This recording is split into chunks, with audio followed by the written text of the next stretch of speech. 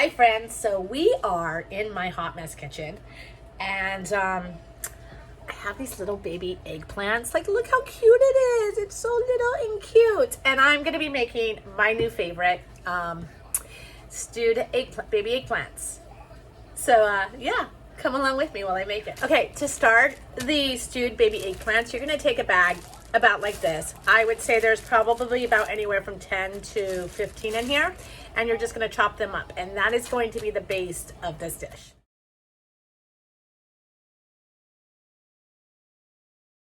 All right, hi friends, so let's get this started. So we're gonna start by heating some oil up in a pan. I would say it's anywhere from a tablespoon to 2 tablespoons. If you are oil free, you can do the same thing with vegetable broth. Okay, what we're going to do is we are going to add 1 medium onion chopped, and I used a yellow onion, 1 red pepper chopped into like pieces like that, and then I used 5 cloves of garlic because I like lots of garlic. So we're just gonna put that in there. Ooh, listen to that sizzle. That is what we want. We want the sizzle. And we're just gonna let this saute together for probably anywhere from like 3 to 5 minutes. Now, when you're chopping this, you don't really have to worry about it being precise. I would say that it's just rough chopping because it's a stew. It's stewed, so you know everything's gonna kind of cook down anyway. So as you can see, there's sausages in the pan next to me. That is not for me. I am plant-based. That is for the meat eaters in the family. I wanted to make this a little bit more meatier, or not necessarily meatier, but a little bit more hearty. So I decided to cook them up some hot Italian sausage, which will go great with this. So if you are plant-based and some of your family is not plant-based, this is a great addition to this meal.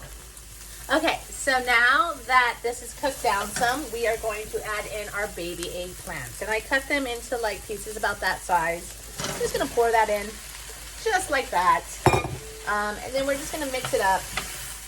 So I've let the eggplant saute for a little bit. Now we're gonna add in our spices. Our spices are really simple. I used a tablespoon of the Italian sofrito from Trader Joe's. If you don't have that, you can use pretty much any seasonings you want. Let's be real.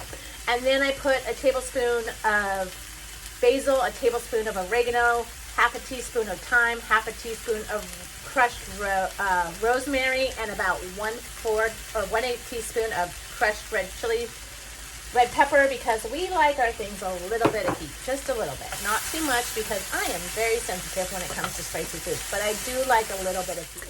Now that that's all in, we're going to deglaze the pan with a little bit of red wine. I used the curtain, about 1/4 cup. That's it. Yeah, that was the rest of the bottle.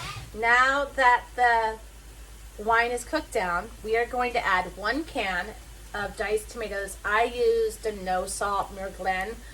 I'm going to start with 1 can. I'm going to see how it looks. I might add a second can if I feel like it needs a little bit more tomatoes.